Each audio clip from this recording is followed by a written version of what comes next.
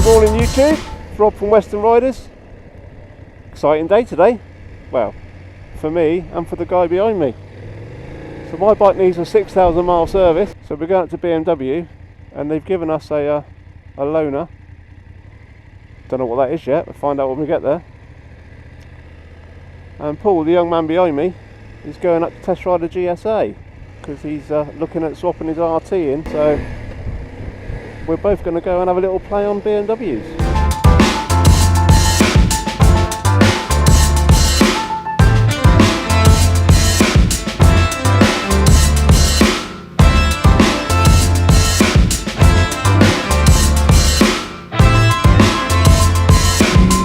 Well, as you can see, I'm riding another BMW, not mine.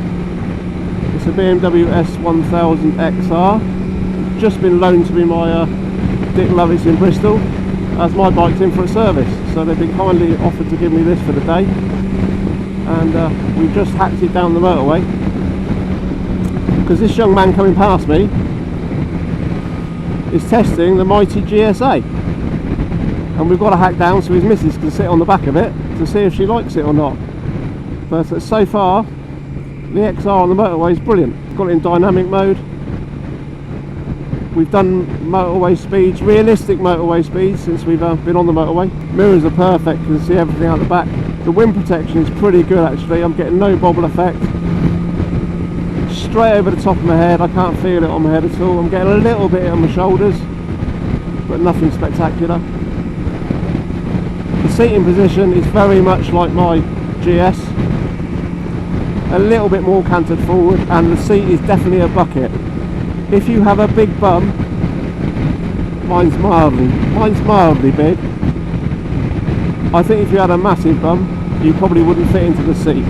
I'm sat quite forward on it because I've only got little arms, but brilliant so far. No vibrations, a little bit in the hands, but I get that on the 750, and I think that's tyres as opposed to the bike. Obviously it's an inline 4, so she comes alive when she's up at that 6,000 miles, 6,000 revs, but she's lovely bike, lovely machine. Unfortunately, you know why BMW do this, is they put you on a slightly bigger, slightly better bike, hoping you're going to buy one. That is not happening. I have my bike for the next 3 years, so unfortunately you're going to see my little GS for a long time to come. But the XR so far is brilliant. We've got to take it into twisters later and see how she acts and reacts to the road.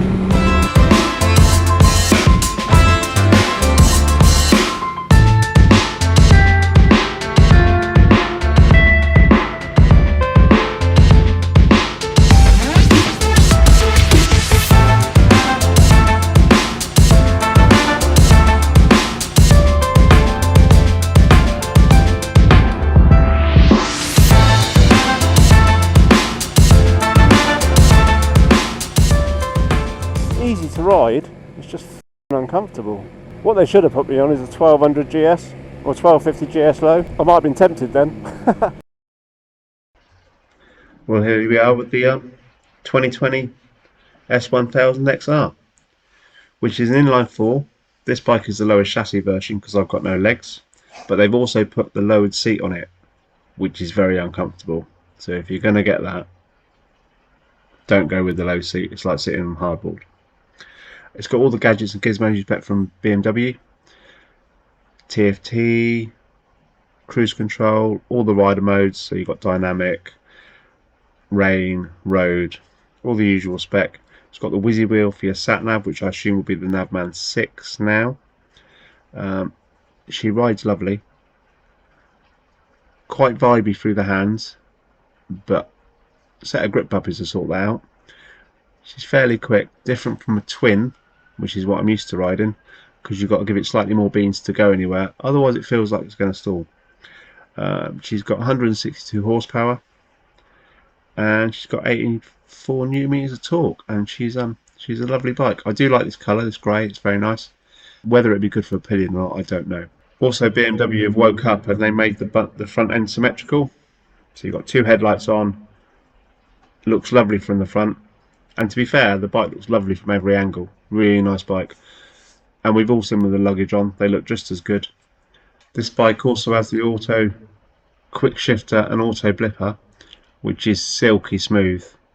No issues with that at all. You can just whap it up through the gears and no issue, and all the way down. Obviously don't use it between first and second, because then it really doesn't like it. The bike sounds lovely, got a lovely little bit of reverb, and pops and bangs on the downshift. It's really nice. Would I buy it? It's not my sort of bike, I don't think, but there she is. If you want to have a test ride or go and see one, go out to Motor Rally in Bristol, see Natasha Pope or any member of the team up there, and go and check it out. There is nothing to say bad about this bike. It's a little bit vibey in the hands, but that may be tyres, it may be the bike, I don't really know. No worse than my GS. Riding wise, comfort wise, I am canted a little bit forward, but I've literally got no arms. So I'm having to sit as far forward on the tank as I possibly can, really. I can't get myself back in the bucket because I feel a bit stretched. But the seat, and I know this is a low, but the seat, blimey, I've ridden this for, I've probably done about 120 miles. My bottom hurts.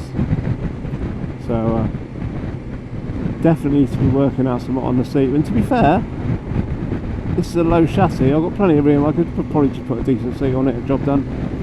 But riding wise, it's so easy to ride. It makes riding really easy. You have to give it a little bit more beans when you first start away, but once you're moving, absolutely lovely. Lovely, effortless riding really. And I imagine if you wanted to go touring on this, no problems at all. Obviously I can't say what the pilly position's like, but I imagine they'll be just as comfy as any other BMW. And obviously you can buy the full luggage and top boxes and ever. I don't know if I like the colour of this one, this grey. I probably want it in a different colour. I think the red looks good. But again, thank you for Dick Lovitz for letting me have this bike for a little while today. Hopefully my bike is finished. I hope you've enjoyed this. I don't really review bikes, I ride them and tell you what I think. And to be fair, this is a nice little bike. I'm going to leave you on this sunny October day. Whatever you're doing, enjoy it, ride safe, and we'll see you very soon.